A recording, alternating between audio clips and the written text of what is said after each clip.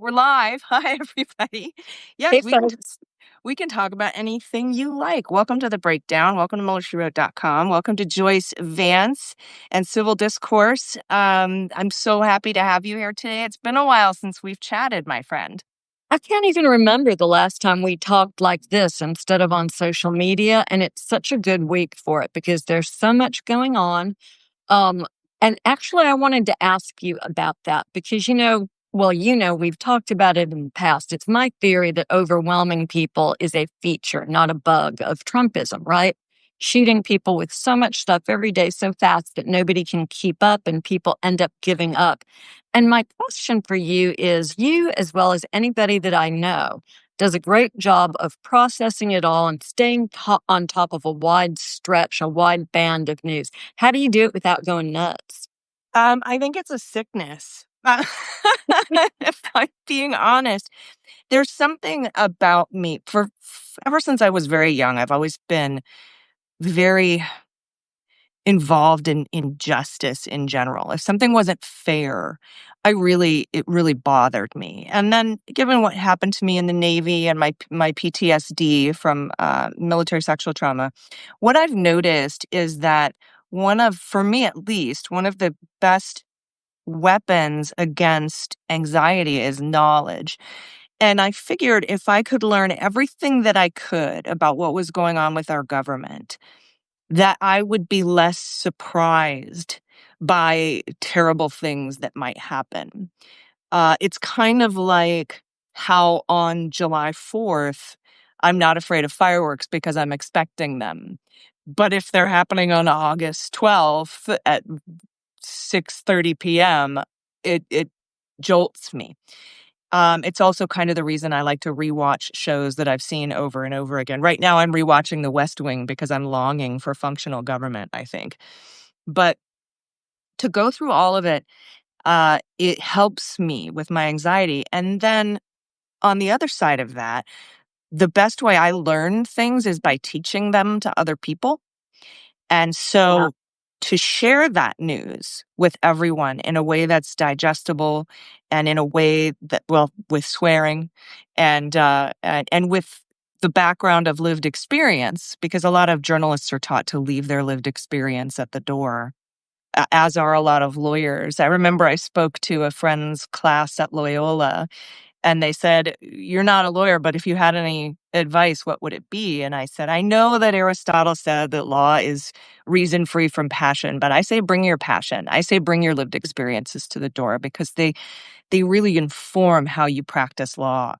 And so that's probably the main reason I do it, is because I learn by teaching and it helps alleviate my anxiety. And then in return, people can get their news without the added anxiety and fear and argument and stress that comes along with so much of the media these days, trying to get clicks and eyes by using fear or sensational headlines or things like that. So that's the long and short of it. Long story short, too late. That's that's how that happened. But it's great because it feels to me like what you're describing is a functional democracy where people share their knowledge and their expertise with their fellow citizens, not in a way where you're preaching, but this is very much, the public marketplace of the 1700s and the 1800s being realized in the era that we live in. I think that's just a fascinating answer. Thanks for sharing that. Yeah, thank you. Thanks for asking. And I think one of the things I really wanted to talk to you about, because like you said, we talk on social media, we text back and forth behind the curtain, but we wanted to come do this live on Substack, have this discussion, because there are a lot of things that are going on right now that are echoes of things that you and I discussed 6 years ago. I remember when you wrote, and I posted about this recently, a Time magazine article about the death of Jeffrey Epstein. And you had quoted something I tweeted about whether the Department of Justice aided in or turned a blind eye to the death of Jeffrey Epstein. The problem is nobody trusts the Department of Justice. And you said after that, if no one trusts that the Department of Justice is doing justice, that's a big problem for us. And we're seeing it again now on steroids in this second Trump administration. And every time I read a court filing from a judge like Judge Sines, for example, who is presiding over the Kilmar Abrego case, every time I see a judge, and there have been many recently, talking about the diminishment of the presumption of regularity with the Department of Justice, I think of you and I think of that piece that you wrote, because the Department of Justice has long enjoyed, because of the reservoir of trust it's built up over the last 80 years, has long enjoyed deference by the court. The court generally believes what the Department of Justice is telling it when it argues in front of a judge. But now the judges are saying that that presumption of regularity is gone. It's wiped out because there have been so many misrepresentations, what some people might call lies, to the court by the Department of Justice. And we saw that in a lot of these ICE deportation, Alien Enemies Act cases in particular, especially when the Supreme Court, over the dissent of, I believe, Justice Sotomayor, who said, I can't believe we're giving equitable jurisdiction to someone with unclean hands. So could you talk a little bit about the presumption of regularity, where we're at? Is it completely depleted? What it takes to get it back? And also sort of what Justice Sotomayor was getting at with unclean hands, because, the Trump administration had defied a court order twice at that point in one of the deportation cases, but still granted equitable jurisdiction to the government when it came to the court to ask for relief. Yeah, so that was about 2 semesters of law school worth of questions, just to be clear about where we are. Let me start with the equity question because it's an interesting one. There is separate equity jurisdiction under the law. It used to be in many places that there were separate equity courts and law courts because there are different sorts of claims and different remedies. And one of the rules when you seek an equitable remedy to this day is that you must have clean hands. You must not be in court because you've engaged in misconduct. And that is, I think, I'm going to just make an understatement here, a slight problem for the Trump administration because their hands seem to be increasingly unclean, which is the point that you're making about the presumption of regularity. And look, those of you who are lawyers who've interacted with the government, I think will feel this in your bones. But as a federal prosecutor, every day when you go into court, you are counting on the presumption of regularity, this notion that the courts understand that the government behaves itself, does things the right way for the right reason. And unless a defendant comes forward with evidence, it's not enough for them to say, Judge, we think what the government did here was wrong. The judge is going to say, well, what's your evidence, Mr. Smith? And unless Mr. Smith has some pretty convincing evidence, the judge is going to discount that and apply the presumption of regularity. So, for instance, if you cut a subpoena to a grand jury witness and they come in and testify and the defendant says, well, we think that witness was coerced and, forced to do it, unless they've got something to back that up, the presumption of regularity comes into effect. I think in some courtrooms, no more. A number of judges, particularly in the deportation cases, but also in some of these other cases where Trump has been trying to assume more and more of the power of government for himself in violation of the Constitution, we're seeing judges who are questioning the government's motives. And that's really unheard of. And, the last thing I want to say is you used the phrase reservoir of trust. And I think you're laughing because I'm sure we've discussed this in the past, right? That came from, of all people, Jim Comey, who, when he was the deputy attorney general, and even after when he would come talk to new U.S. attorneys, would impress upon people the importance of maintaining the public's confidence in the Justice Department. And he would liken it to a reservoir or a balloon that takes a lot of time to fill drip by drip with water. And with just one, pinprick, with just one small sort of intrusion into the integrity of the structure, all of that public confidence leaks out. And he would talk about how important that reservoir of trust is, which makes me just immeasurably sad these days. Yeah, same. And I think to maybe explain at least the example I use to explain the idea of unclean hands, the most clear one from memory. There's been a bunch recently, obviously, particularly with Mr. Abrego. We can talk about that in a moment.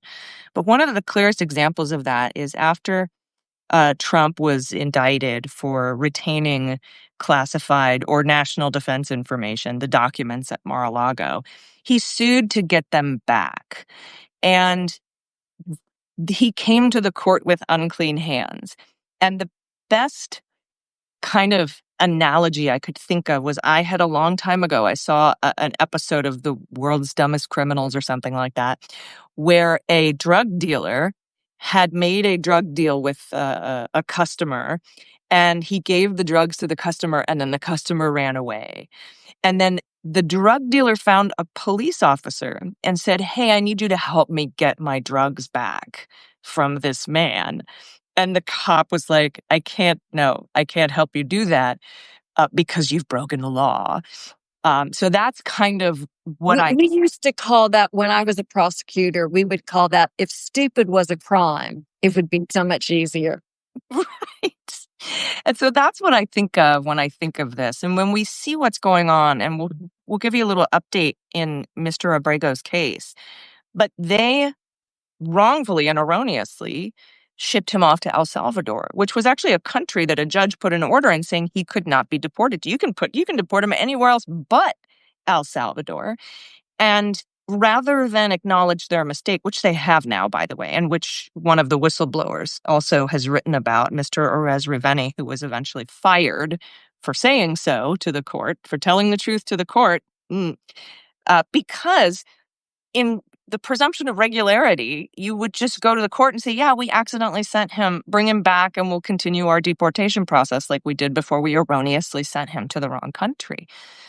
And so with that, with those unclean hands, they actually got a decision from the Supreme Court in another deportation case, that allowed them to send people to South Sudan, for example, which they didn't decide on the merits, but they lifted the block. The Supreme Court lifted the block that was in place that prevented them from being sent to South Sudan. And so now here we are in the Abrego case, and I'm really interested to get your thoughts on this. They offered him a deportation to Costa Rica and got a letter that said, you will have refugee status, you will not be imprisoned, you will be free to live a life. And we have a letter saying as much. But then when they found out that he wouldn't accept the deal, meaning he would have had to have pled guilty to both charges against him, they said, you have until Monday or this deal is gone forever.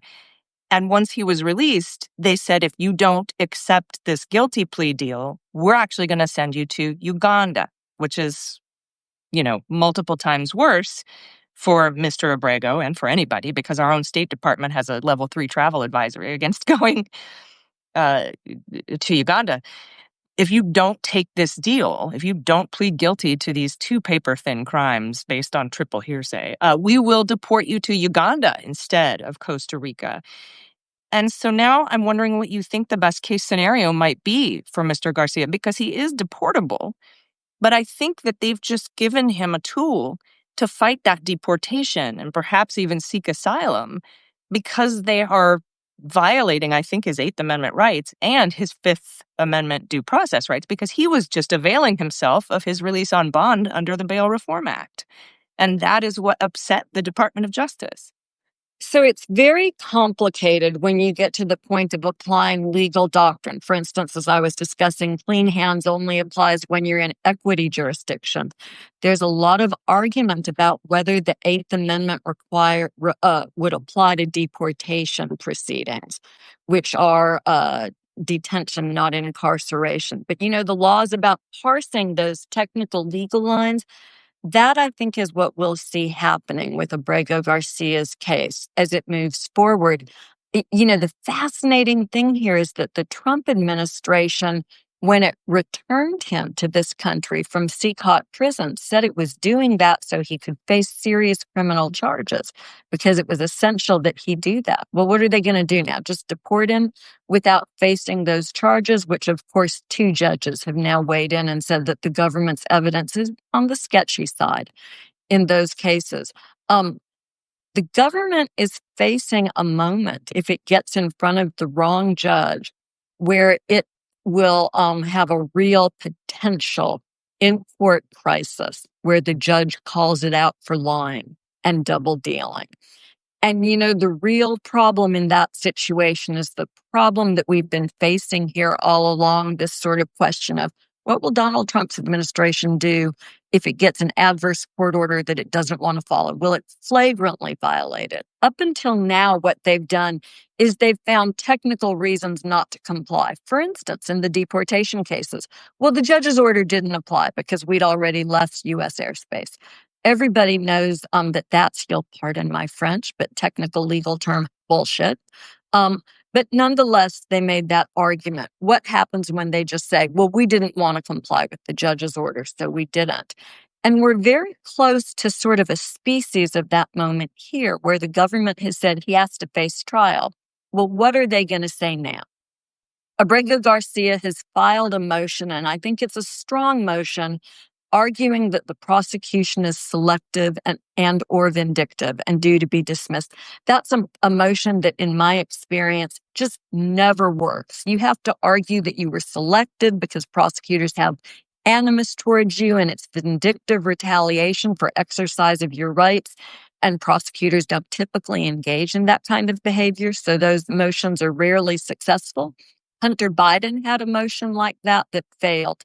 In this case, Abrego Garcia's lawyers have, I think it's a 30 page motion. They've put a great deal of detail and they've explained why this is the unusual case where those motions should be successful. And so then the question becomes, well, what happens if a judge dismisses the criminal case?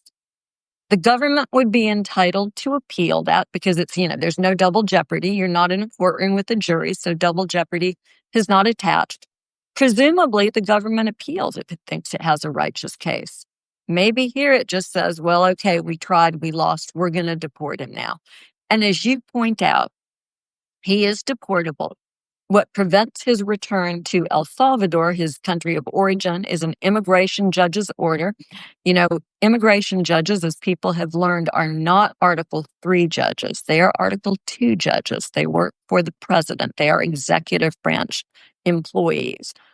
Trump has fired a lot of immigration judges, and presumably they would exert control or at least attempt to over the judge in this case. Maybe the judge will just say, well, there's no more reason for this order and he can be returned to El Salvador, which of course would have horrifying consequences for him at this point. So I think we're in this real gutted out moment where we're going to learn just how bad is this administration? How dirty are they willing to get their hands, to complete the metaphor? Yeah, but I do like the argument that I assume the immigration lawyers will make. And in a supplemental to that criminal motion to dismiss on vindictive and selective, the lawyers for Mr. Abrego have said that he is considering filing that emergency motion in his civil case, because there's 2 cases here. But I think they may have a good argument to say, hey, Costa Rica is available. Why not Costa Rica if we're going to pick? That's such a showing of weakness from the Trump administration, right? Here, if you'll just go away and stop causing trouble for us, we'll let you live a lovely life in this beautiful country. And I mean, in many ways, given what he's been through, that must have been a very tempting offer to take his wife and his kids there and be done with all of this. And so that shows, I think, a certain strength of character on his part. His lawyers would not have made that decision for him. They would have very clearly laid out the options. It would have to be his decision to reject a plea deal like that. So it's, I think, a very interesting dynamic that this situation has not beaten him down. Apparently, he's got, steel in that spine.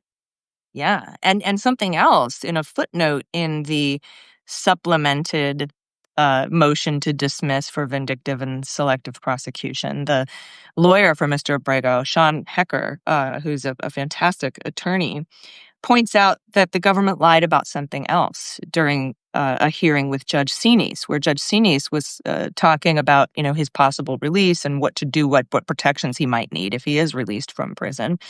And she asked the government point blank, what are your intentions for deportation?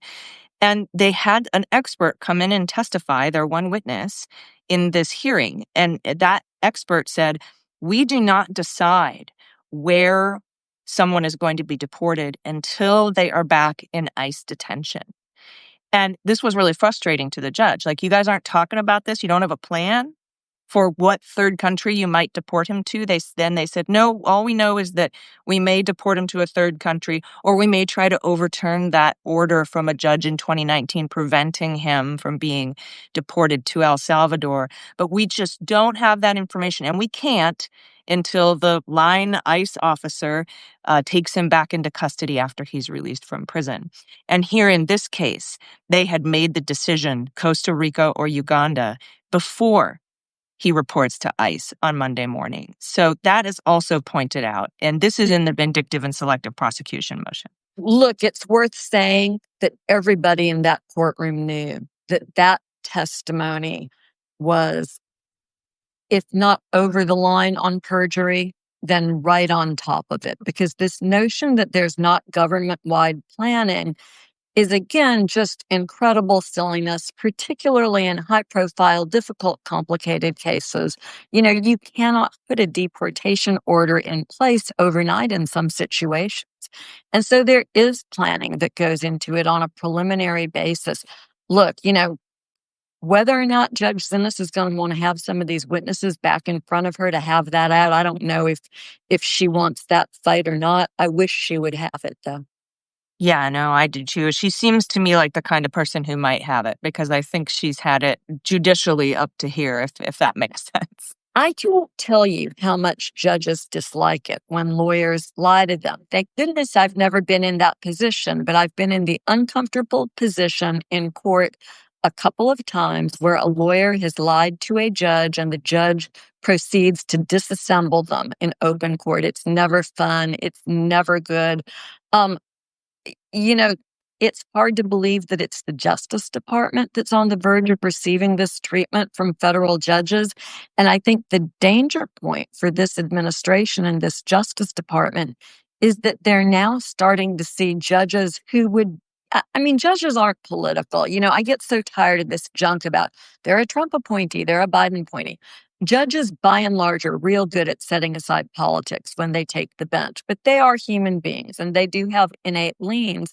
And so the fact that in this case involving Alina Habba, the New Jersey Attorney General, Trump's former criminal defense lawyer, who is, now I've lost track of whether she's the interim or the acting U.S. Attorney in New Jersey. And a Federalist Society judge, a conservative, right-leaning judge, rules that her appointment was irregular and the administration has done things that are unprecedented to keep her in the position, and that she's not the lawful U.S. attorney in that district. That is serious stuff when you start to lose your own people. Agreed. All right, we have a few more minutes left, and something else I wanted to discuss with you, because you're a former U.S. attorney. There are several U.S. attorneys now, including one in Los Angeles, and the U.S. attorney, Judge Jeanine Pirro in the District of Columbia, who are failing to return true bills from federal grand juries. And I'm thinking of this, and this is mostly protesters. They're trying to indict people who are assaulting ICE officers. And they have come out with these numbers that ICE assaults on officers are up 412% or whatever. And that's because there were 8 over a 4-year period, and now there's like 26, right? Like, it's very low. But they're using percentages to show the increase. And so they're trying to, now, as a U.S. attorney, there's like a pretty high success rate of getting a true bill return from a federal grand jury if you're presenting a case to a federal grand jury. The standard is I believe it was 100% during my 8 years in office. Here's the thing. if you're a United States attorney, if you're a federal prosecutor, there's no reason to bring marginal cases, right? You have a full plate. You've got at least 4 or 5 times as many cases as you can indict. There's no reason to bring the ones that are terrible, right? We used to you would open a file and make the barking dog noise and just say, this case is not a case that the government can win. There's no point in expending the people's resources on it. And that's a good reason to not do a case. We decline cases for weak or inadequate evidence, just like we decline cases when they're better done by our partners in the state system, just like we decline them when there's no federal offense evident. And so, this old tired saw that prosecutors can indict a ham sandwich. I mean, it is true. If you had, bad motives, the standard is low. It's just probable cause.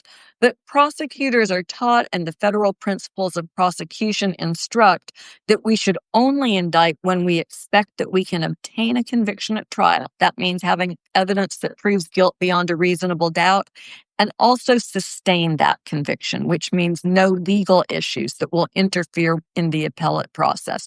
So it's in reality a much higher burden than it is on paper. And now we've got prosecutors who, can't indict a ham sandwich, but apparently are going to try to indict a Subway sandwich.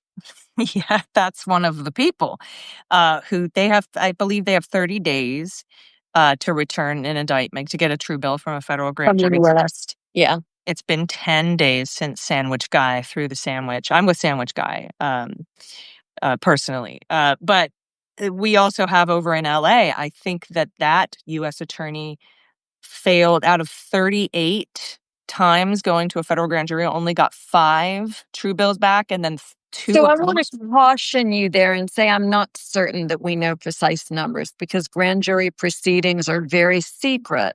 But he was overheard on the phone, and there has been reporting that in a number of cases where they were trying to indict protesters, that the grand jury declined to indict those cases, and that on at least a couple of them, they went back a second time, and that the grand jury again declined to indict. Right. And I'm sorry, I got those numbers from a Washington Post report. And they said the same thing. They said they threw the same caution out there. And then, over in D.C., we had Ms. Reed, who they went to 2 grand juries for, couldn't return an indictment. And that was for the same thing Sandwich Guy they want to charge him with, which is an enhanced felony assault that requires bodily injury or bodily harm to the victim. And the judge was even like, I'm paraphrasing here, but this seems like misdemeanor simple assault, which would you do not bring to a federal grand jury. But they're having a very hard time returning these true bills. And what's really, really interesting to me is that was one of Trump's arguments in his immunity case. He said, if you don't give me immunity, there will be rogue prosecutors with nothing stopping them from indicting people. And that's when Justice Sotomayor pointed out that there are many, many things, guardrails against rogue prosecutions, including federal grand juries, pretrial motions, trial, a petit jury, of the appeals process, et cetera, et cetera. It's due process, right? Which was highly exploited by the Trump camp. But I kept thinking about that. And this is that in action. This is what Justice Sotomayor was talking about against combating rogue prosecutions for political purposes. We have things like federal grand juries, and these federal grand juries are simply just not returning a lot of these true bills for this particular administration. I'm so glad you wanted to end on this point, because I think it's a tremendously important one. In fact, I've been writing about it. I just finished my first book, which still feels like a strange thing to say. But one of the arguments I make in the book is that Trump has not broken the rule of law. He wants us to think that he's broken it. He wants us to think that he's the guy who's running the show. But the reality is these very measured guardrails, the ones that you just identified, grand jury, pretrial motions, judges, petit juries, the trial juries, and then the appellate process, those all prevent prosecutors from running amok in revenge cases. Now, look, this is the Trump administration. I think we would be foolish if we did not expect them to fight dirty. But increasingly, we're seeing that all of those guardrails are being enhanced. And so, to your point, how unusual it is for a grand jury not to indict, which I think sort of takes us back to where we started with the presumption of regularity. And it suggests to me that grand juries are no longer affording the government a presumption of regularity, that instead they are scrutinizing indictments and cases that the government wants to bring in new ways. Because grand juries, I think, always assume, or at least in my experience, they assume that if I brought a case to them and played out the evidence for them, and of course would always encourage them to be full participants and to ask questions. It was my job to advise them about the law. They were free to ask witnesses questions about the facts. You know, the government wants them to be comfortable with a case before it asks them to indict. And if the government is asking grand juries to indict in a combative mode, well, that tells us a lot about the fact that not only has Trump not broken the criminal justice system or the rule of law or justice system more broadly than just in the criminal sense, I think it suggests that Americans are not going to take any of this lying down, have no intention of succumbing to a dictator, and we will find ways to revitalize our democracy and fight back. Yeah, I think we're already finding those ways here in California with our redistricting effort to combat what's happening in Texas. But yeah, you make a wonderful point. We still have these guardrails. We saw them come into play in the Durham special counsel investigation with Ras Baraka, the mayor of New Jersey, who was wrongfully arrested. He's suing now. They dropped the charges. We may see it with LaMonica McIver, the representative from New Jersey, who has filed a motion for vindictive and selective prosecution. We may see it with Mr. Abrego, and we might see it with Sandwich Guy as well. I'm predicting they won't be able to get that felony charge against him, but if they do, I don't think it's going to get very far in court. So I love that we're ending on that bit of an up note, because the reservoir is empty and the presumption of regularity may be gone, but we still have guardrails against rogue prosecutions, which we need now more than ever. I think that's a great place to start. Y'all go out and fight, right? We have a republic to keep. Thank you. And thanks again for joining me, Joyce. Everybody, if you have a chance, if you have not subscribed to Joyce's Substack or my Substack, you can do so. Mine's it's free to join, and we hope that you stick around and come back. And Joyce, I would love to have you come on the Daily Beans and talk about your upcoming book, because I can't wait to dig into that as well. Well, it's a moment, right, when a former federal prosecutor has to write a book about keeping democracy. That's not something that I saw myself doing 10 years ago, and I think it just speaks to where we are in this moment. I agree. Thank you so But much. I'd love to Thanks. come on at any time. Of course, we'll text. And thanks to everybody for coming on and joining us. We'll see you next time. Thanks for being with us, y'all.